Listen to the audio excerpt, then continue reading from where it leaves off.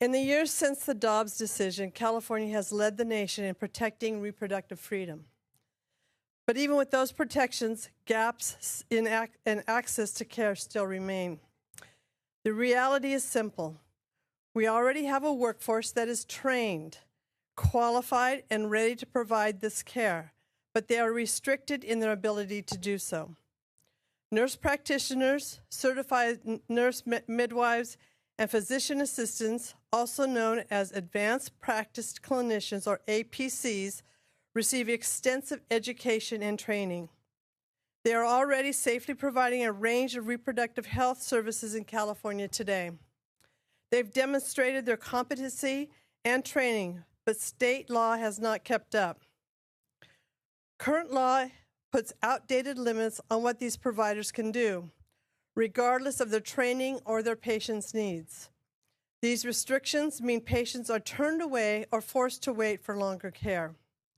And for patients, delays have real consequences: longer travel, more time off from work, higher costs, and even missing the window to receive the care altogether.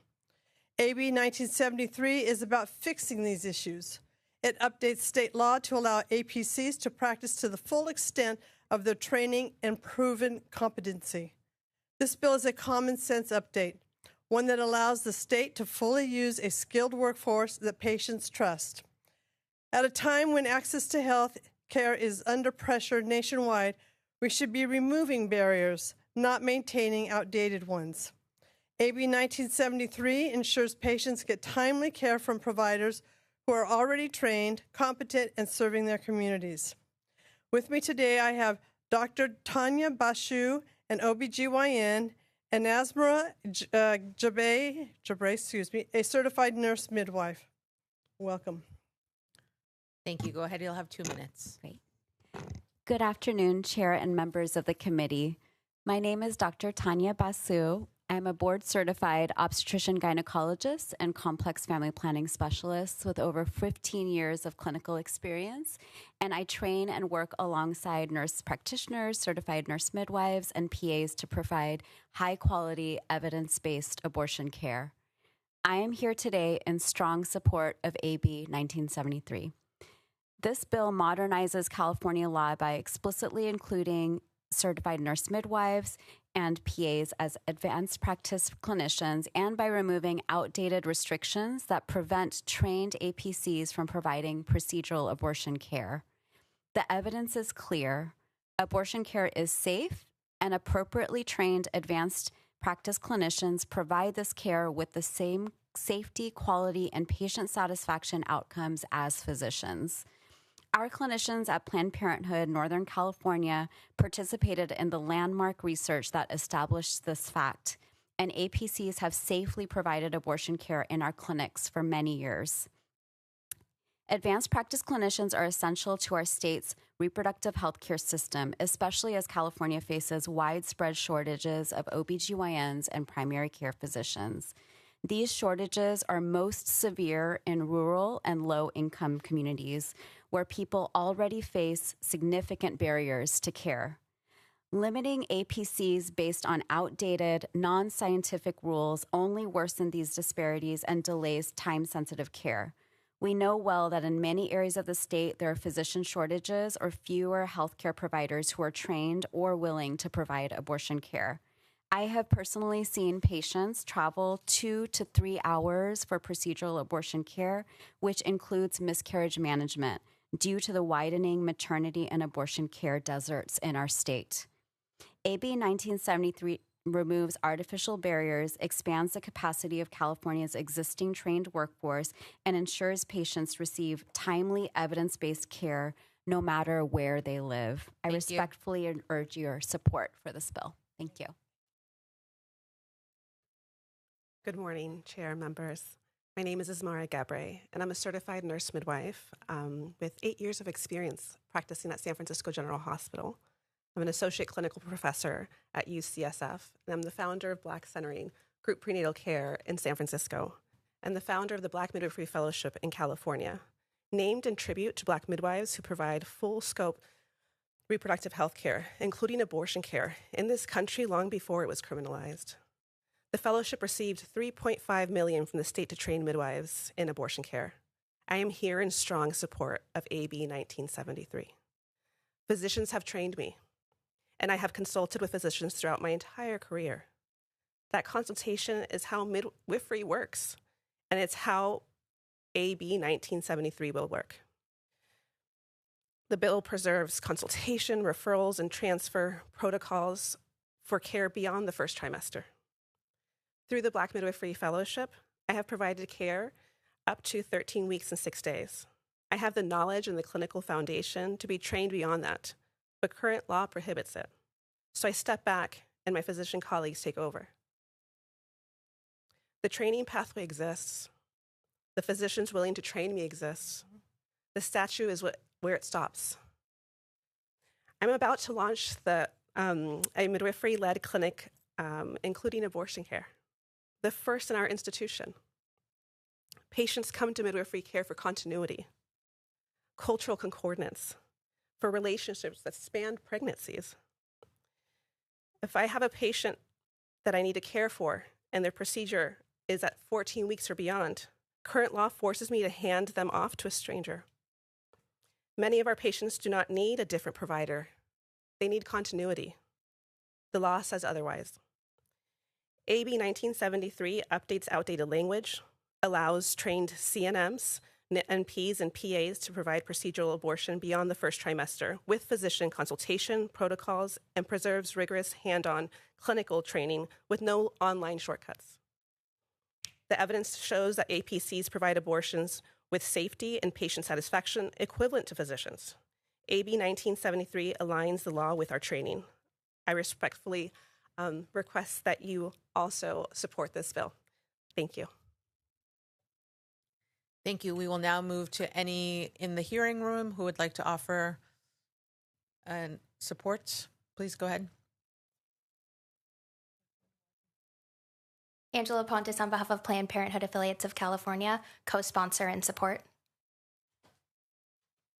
Good afternoon, Chair and members. Sosin Madden at W Strategies here on behalf of the California Nurse-Midwives Association, a proud co-sponsor and support. Thank you. Kasha Hunt with Political Solutions here on behalf of the Physicians Academy. The California Academy of Physician Associates, sorry. Bethany Golden, the co-director of Reproductive Health Service Corps and midwife at TEACH. We are also co-sponsors, and we strongly support this bill.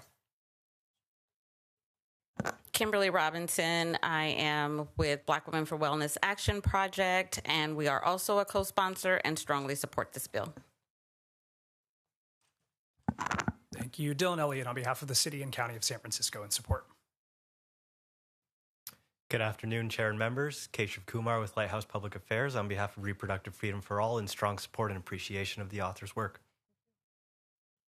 Chair and members, Kathy Mossberg on behalf of Essential Access Health, co-sponsor and strong support.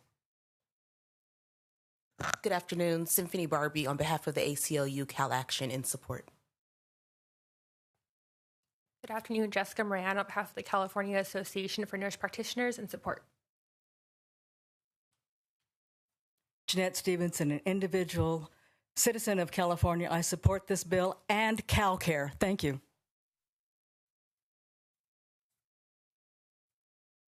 Thank you. We will move on now to any primary witnesses who are opposed to this bill. Please come forward.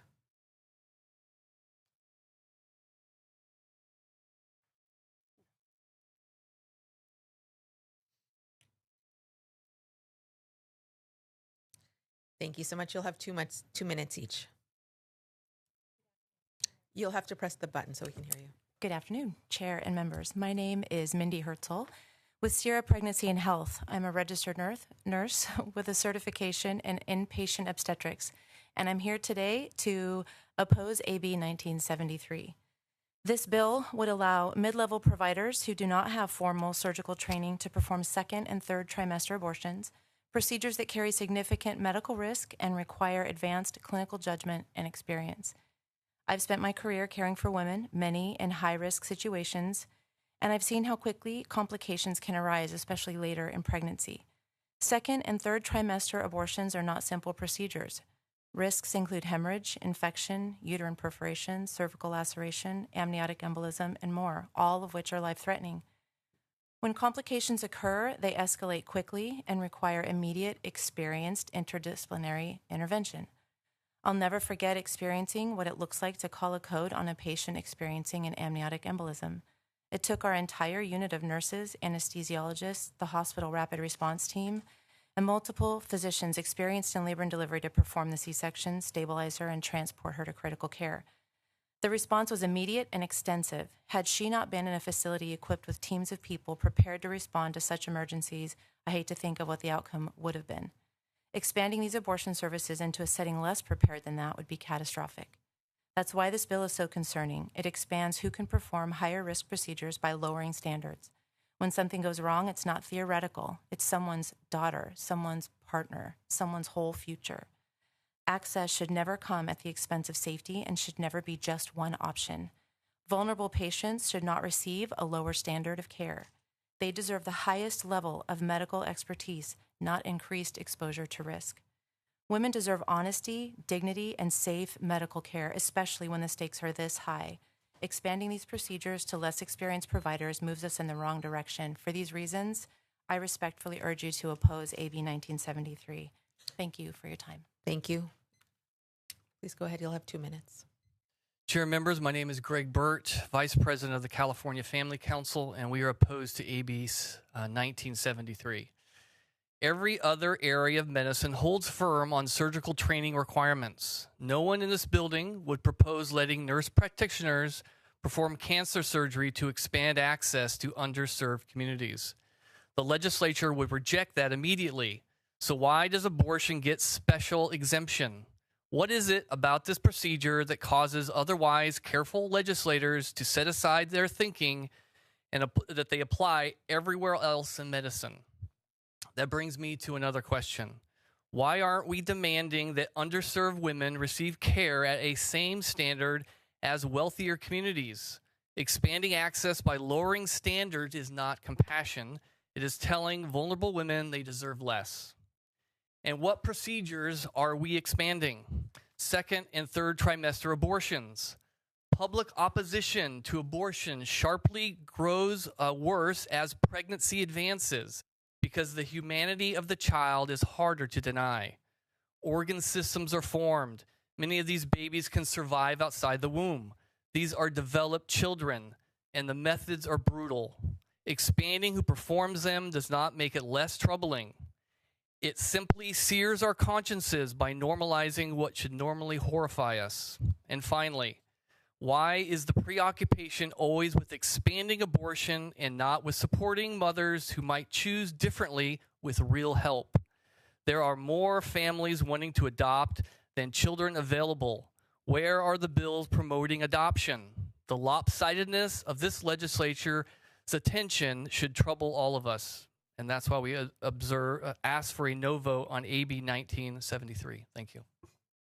Thank you. We'll move now to anyone in the room who would like to register opposition to the bill. Please come forward. You'll have to indicate your name, affiliation, and your position on the bill.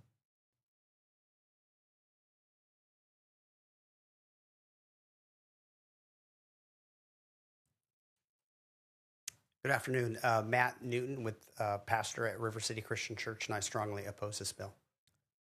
Thank you. Seeing no other opposition, we will bring it back to me and you, Majority Leader, to be able to discuss this bill. I did want to have you address some of the concerns raised by the opposition, particularly around the training or the specific training that needs to be offered or required to actually be conducted for people, nurse midwives and qualified nurse practitioners who are seeking the ability to do these, and physician assistants who are seeking the ability to perform these abortions.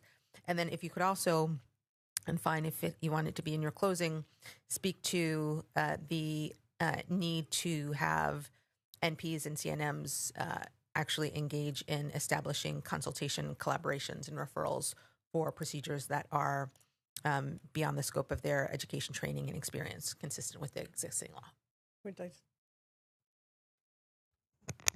I can speak directly to the training since I train APCs myself.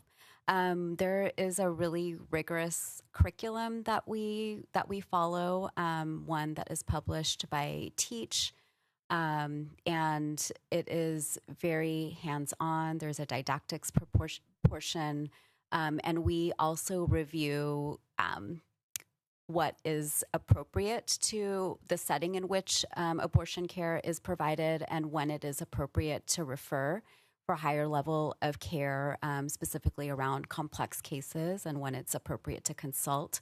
So all of that is very rigorous. It's a lot of hands-on training, a lot of proctoring, a lot of going through drills for emergency procedures and handling that.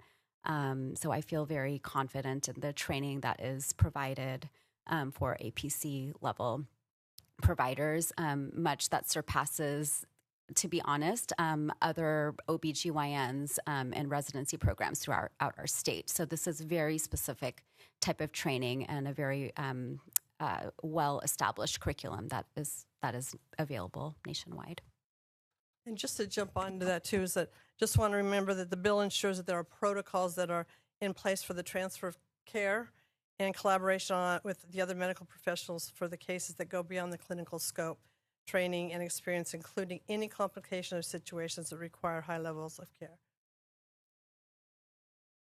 Thank you. I think that it fully addresses the questions that were raised by the oppositional, and I thank you, Majority Leader, for always bringing forward an opportunity for us to make sure that we're providing health care to all. And at a time when we have a reduction in healthcare access and an attack on our ability to offer women's health care and reproductive care to so many in the state of California, I'm very thankful that you are continuing to find opportunities for people to be able to get the care that they fully deserve. With that, would you like to close? I would. I want to thank you very much, and thank you for your team that have reviewed this bill and for the thoughtful discussion. We absolutely all share the goal of ensuring patient safety and strong coordination of care, and I am committed to continuing conversations with stakeholders to address any remaining concerns. At its core, let's face it, this bill is about aligning our laws with reality. APCs are already trained, they're competent, and delivering this care safely. AB 1973 simply allows these providers to do their jobs to the full extent of their training so patients can get care when they need it. With that, I respectfully ask for your aye vote. Thank you, and the bill will be considered when we have a quorum. Great. And for the sake of you being the only other committee member in the room, I'm going to ask that you come back and join us on the dais, if that's okay. Sure, I can wait. Okay, thank you. And in the meantime, we will hear Assembly Member, item number 3, Assembly Member Arambula